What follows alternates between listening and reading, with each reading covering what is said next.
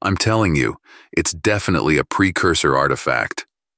Kashif gestured toward the screen, nearly knocking his coffee mug off the edge of the console on the way. Clay looked at his friend, with undisguised skepticism. And you drew this ingenious conclusion based on some spot on the screen and dubious archival data from 200 years ago? Sure thing, we could use some income, but they don't usually pay for fantasies. Unless you want to write a novel. I don't like the prospect of killing a few weeks and burning a lot of fuel chasing ghosts. Kashif's black eyes glittered resentfully. Look, have I ever let you down? I'm telling you, there's something out there. Let me think about it. Clay scratched the back of his head defiantly. What about when you talked me into buying a supposedly cheap batch of Angorian clothworms? You claimed we could easily sell them to farmers in the 3 orbitals, and by the time we got there, the clothworms would be nesting, and we'd still have plenty of rainbow silk to sell. Only all of the clothworms turned out to be sterilized males and died on the way to the 3 orbitals without weaving a single nest. I just miscalculated the supplier, Kashif said with a frown. It was a perfectly workable scheme. Suppose so. What happened to the supposedly wrongly decommissioned power cells on Tamil Crown, or that contract to transport the colonists to… Okay, I agree. Kashif gave an unexpectedly good-natured nod of his head. Everyone has their bad moments. But this time, I'm absolutely sure we found something worthwhile. An unknown precursor artifact isn't some petty contraband. We have a chance to make a double score without risking anything. No risk, huh? Remember what happened to Sorensen and the Rocinante crew on Jericho? Kashif finally lost his temper. At least I'm offering something, he said irritably. In case you've forgotten, we have more debts than there are stars in the galaxy. If all will go the way it goes now, we'll pay it off by the time the universe dies of heat. Do you have any better suggestions? Clay sighed. There was no arguing against the harsh reality. They really were on the verge of total bankruptcy. All right. Tell me what you've dug up. I'll calculate the jump chain to that treasure of yours. The story that Kashif had dug up in the archives of the long-defunct Hyades Techno-Union was indeed thought-provoking. At the height of its prosperity, the Techno-Union included about 150 star systems in its sphere of influence, actively traded, interacted, and occasionally even fought, with a good 200 more. During one of the conflicts between the Techno-Union and the neighboring Kang Empire, Temadal Saognath, a free trader with a privateer's license, became especially famous. Those privateers, numbered in thousands, represented the main military force of the Techno-Union. The Imperials occupied the planets of the Techno-Union, lost forces when storming the powerful orbital forts that covered these planets, and unsuccessfully chased the few Techno-Union military fleet, while privateers, like a pack of piranhas, wreaked havoc and destruction throughout the space controlled by the Imperials.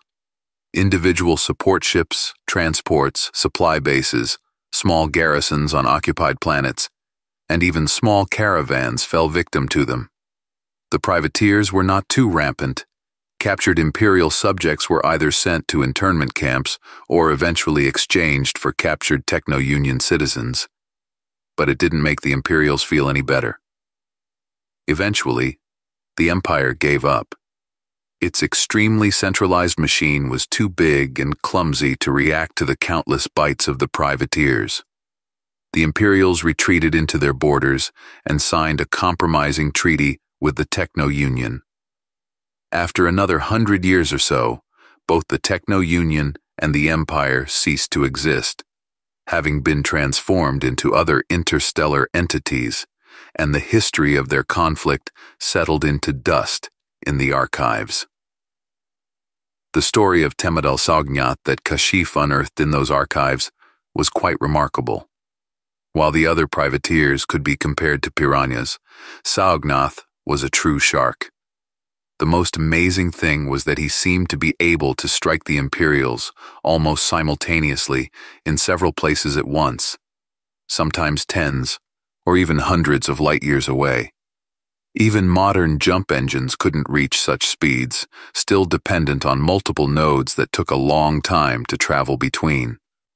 Typical wartime legend, Clay shrugged. Carefully fed by propaganda on the one hand, and panic rumors on the other. I don't see where we'll get a lot of bang for our buck here. On the surface, yes, Kashif agreed. But I managed to dig up something more interesting than news headlines and public reports. In the databases of the Antral Conclave, and its planets were once part of the Techno-Union, I found one encoded packet of files. It took a while to crack it, and you know what was in it? Clay shrugged. When Kashif got to ride his favorite horse, there was no stopping him. The only thing to do was play along. A secret Techno-Union intelligence dossier on Psyognath himself. It turns out that this guy's actions raised a lot of questions among his compatriots as well, not in terms of their justification or effectiveness, but how he could pull it off. So they didn't know what the secret of this elusive pirate was? A privateer, Clay, a privateer. Though I agree, the difference just depends on the point of view. Well, yeah. They were awfully keen to get their hands on his engines or whatever he had installed. And did they? Did it work? Kashif shook his head. No, of course not. Otherwise, I don't think we'd be dragging through hundreds of nodes for a second week. The Techno-Union preferred not to stash the profitable discoveries in their chests, but to trade them for maximum profit. It ended with Sognath dying in another skirmish. True. There are certain contradictions in this story. According to the Empire, Sognath died 3 times in different skirmishes. And the data is solidly confirmed with copies of scanners' readings, Seognath's decoded conversations, and even video footage. Of which it's good if at least one is authentic. It's a familiar story. Declare the insidious enemy dead and blame the rest on the doppelgangers. Most likely, Kashif nodded. But I discovered something that neither the Imperials nor Techno-Union intelligence could figure out. I found the place where Sognath acquired his unique abilities, and that's where we're headed now. The Talfat system never interested anyone because it had no planets. A binary red and brown dwarf star with a surprisingly large asteroid belt. Even the fact that someone honored it with the actual name instead of the boring numbers and letters in the catalog was surprising.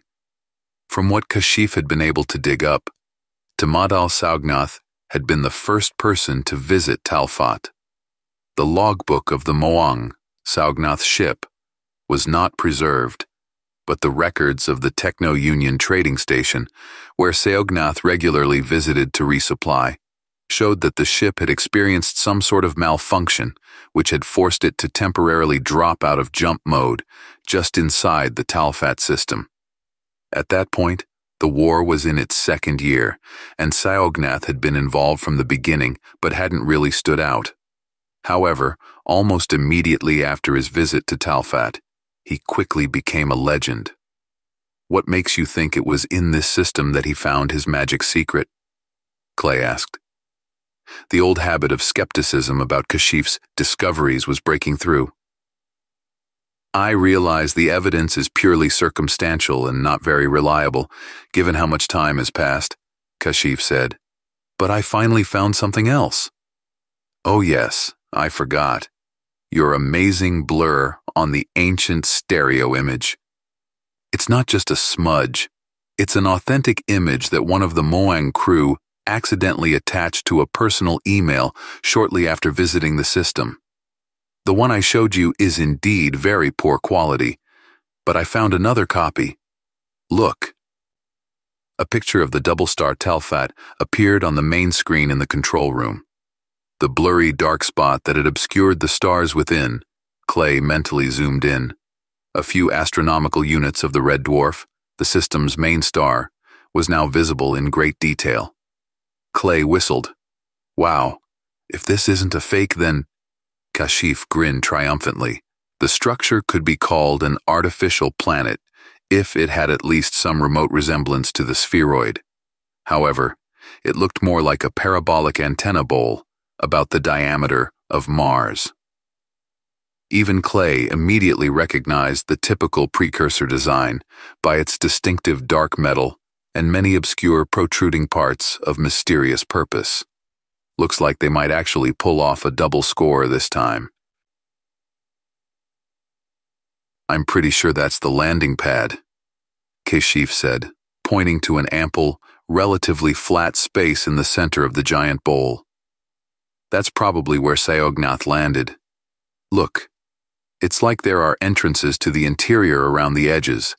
Imagine how big they are if you can see them even at this scale. In reality, the Precursors' structure was even more impressive. They were slowly approaching it on maneuvering thrusters. Clay still couldn't quite believe that one of Kashif's crazy ideas had finally turned out to be true. Moreover, it was probably one of his craziest ideas. However, even despite the shocking discovery, Clay could not part with the skeptical, rational half of his character.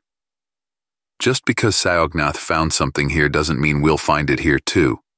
First of all, how do we know? Maybe he took the only engine out of here, or whatever it was. Second, it's a damn big object. This thing is actually the size of a planet. You could search this place till the world's end and find nothing. By the way, I did some math, and it turns out it's almost a perfect paraboloid. Could it really be some kind of super antenna of the Precursors? Kashif asked. And why would it be that big? To send messages to the neighboring universe? Clay sneered. Look, we're about to enter its focus. Are you sure that's a good idea? We don't know what this thing is or how it works. Maybe we should change course a little. Kashif waved it away. Come on, Clay. Everyone knows perfectly well that the Precursors didn't build weapons, and most of their artifacts don't work at all. I'm pretty sure that… The universe ended. First came the light, dim, through closed eyelids. Then sound, the whirring of servo motors, the rustle of ventilation, the hum of electronics, someone's heavy breathing. Finally, the heaviness of limbs. Clay groaned, realized the heavy breathing was his own, and opened his eyes. He didn't know what he'd expected to see. The mess in the cabin, the unfamiliar surroundings, or something else.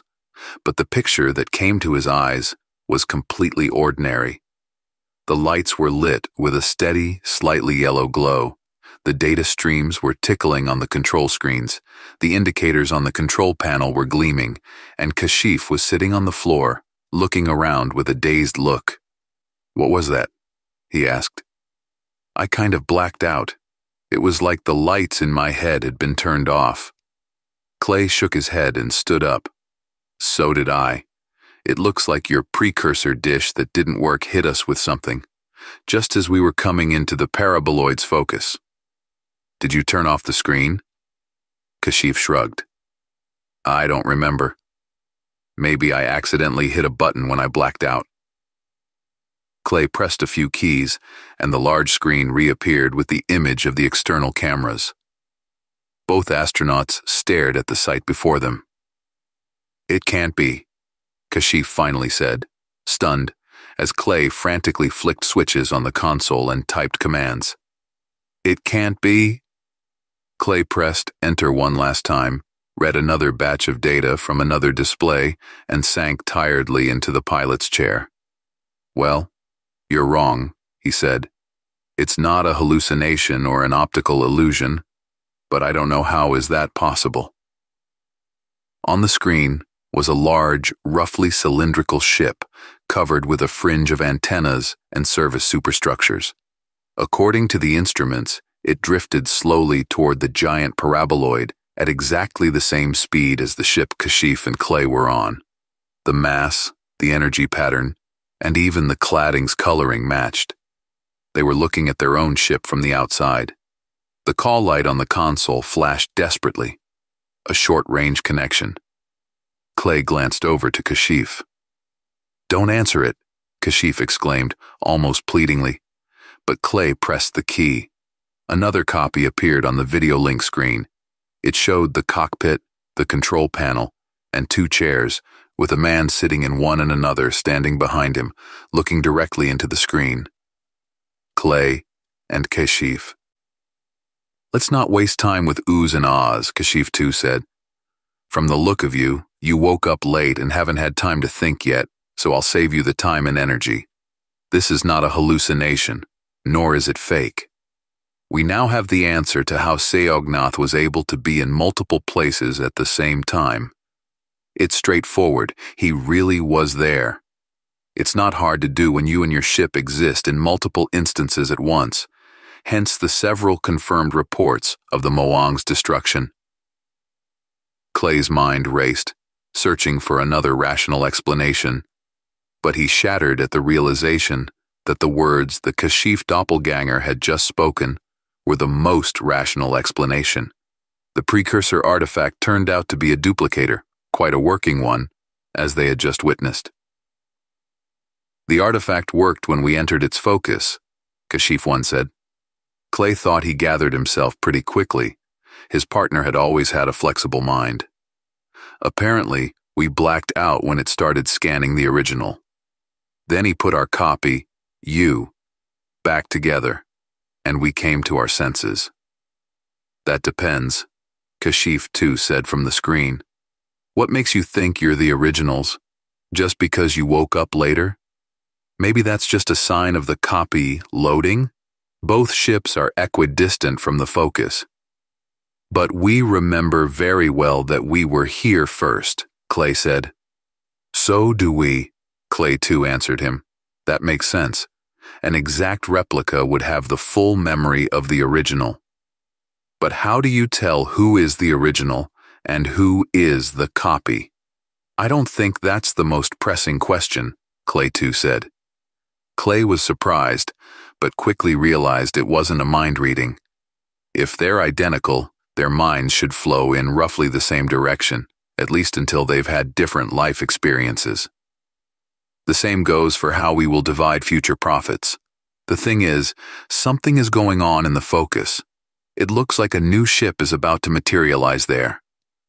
Clay swiftly pressed a few buttons, directing the cameras to the focus of the paraboloid where, until a few minutes ago, their own ship had been, back then, the only ship. The space there rippled, swirling like boiling water in a pot. It was like an accelerated shot of crystal growth in a saturated solution. Clay grimaced at the thought of what he should say to the already third version of himself. However, at that moment, Kashif, Clay couldn't make out which one, the one next to him or his copy from the second ship, exclaimed, "It's not. It's the other one." Indeed, instead of the old and honest transport that Clay and Kashif owned, something else was gradually drawing out of the spatial vortex. This ship was 1.5 times larger and looked completely different. Predatory pointed features, most of the antennas hidden under powerful covers, massive spiky growths in the central part and on the stern, suspiciously looking like missile and gun installations. "Shit, it's the Moang." An exclamation burst out almost simultaneously from all four of them. The legendary Techno-Union privateer had finally floated out of the artifact's focal point and slowly drifted behind the first two ships. Clay 2 typed desperately on the terminal. "He isn't answering the calls." Clay didn't even bother to check his doppelganger's words. He stared at the Moang, whose turrets had armored gun port flaps sliding upward, revealing the multifaceted plasma gun mouths braided with dispersal coils. The second ship on the other half of the screen twitched and began to pick up speed, moving away from the artifact. The Moang's turrets twitched in its wake. "We'll try to distract him," shouted Kashif 2 from the screen. "Try to break through to the focus. It's yours. Ours." Whatever. It's our only chance to get away from him. For any of us. The image suddenly went black as the Moang fired the first salvo at the fleeing ship. But why is he attacking? Clay asked confusedly to Kashif, who was already putting the engines into afterburner mode and turning the ship around. The war ended 200 years ago. Not for him, said Kashif. But what does that have to do with us? Kashif tossed him a stack of old blueprints instead of answering. Clay cast just one glance at them and went cold with horror. Designers are conservative people. Once they find a good technical solution, they stick to it until it becomes obsolete. Strictly speaking, when it comes to spaceships, it makes sense to change only the stuffing, and the shape of the hull is not so important as long as it's practical and economical to build. In the Kang Empire, economy and practicality were highly valued. So much so that the cylindrical shape they had developed for transport ships was still the most popular with most shipbuilders in the next 8 sectors of the galaxy. Exactly like Clay and Kashif's ship. They were almost there in time. But the Moang also almost made it. At the very last moment before the universe vanished, Clay suddenly wondered, where had an asteroid belt come from in a system that had clearly never had planets?